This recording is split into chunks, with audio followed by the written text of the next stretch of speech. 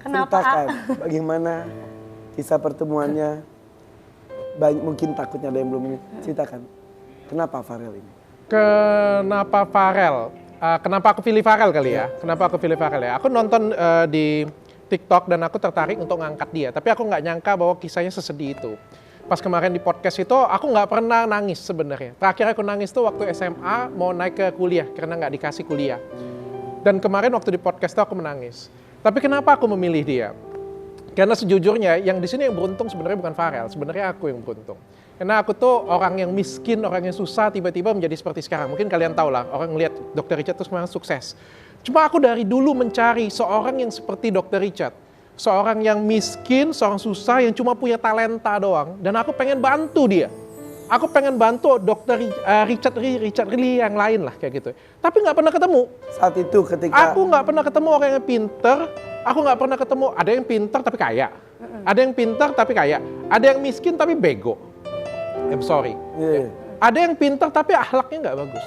Dan ketemu dengan dia aku ngeliat ini anak punya talenta, ini anak pintar, ini anak imannya kuat, ini anak orangnya tulus. Tapi dia nggak mampu. Kayak aku ngerasa oke, bertahun-tahun aku cari orang seperti ini.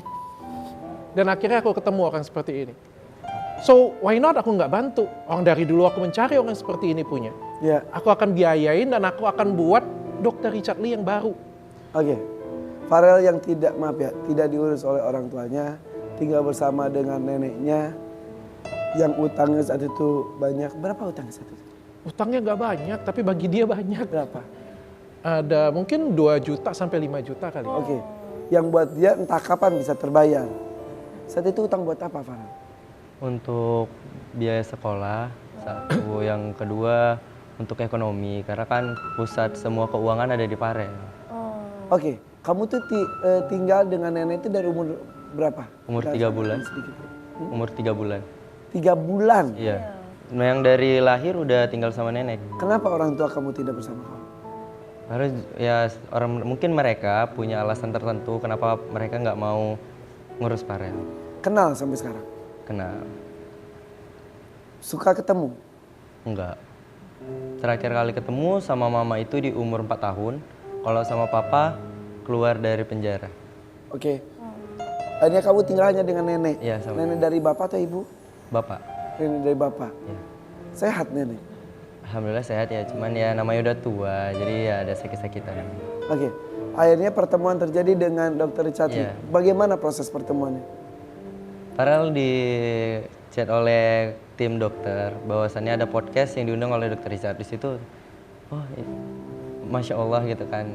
Ya sudah. Alhamdulillah. Ya udah. Terjadi saja. Terjadi saja. Pas tadi Dr. Richard Lee menawarkan, terus kamu terserah. Emang mau? Karena Apa rasa saat itu tuh gimana? nggak nyangka, campur aduk semua di situ. Nggak nyangka, sedih ya, seneng juga ada dapatnya gitu. Ada orang baik yang mau ngurus Farel, terus sampai bayar hutang. Itu seperti mimpi yang tiba-tiba jadi nyata ya? Seperti tidak mungkin Nggak terjadi. mungkin terjadi. Dok, kembali hati yang bergerak betul. Kayaknya aku bukan host yang bagus ya. Kenapa? Ya host yang baik kan cuma denger doang kan. Oh enggak, host yang bagus itu ikut merasakan apa yang Dia terlalu ngerasain. Tapi entah kenapa ya dok, gue ngobrol gini gue udah berkaca-kaca. Maksudnya, ya tahu tuh, ada apa dengan dia? Kasihan. Ya tapi maksud gue baru ketemu sekarang loh, nggak tahu kisahnya secara detail. Dia ngomong aja kayak gini, terus gitu. Lu kalau dengerin kisah dia semuanya bisa nangis lu. Itu dia Lu makanya. bacain chat dia nangis lu. Sumpah. Makanya ada sesuatu di orang ini, ketulusan kali ya. Tapi dokter,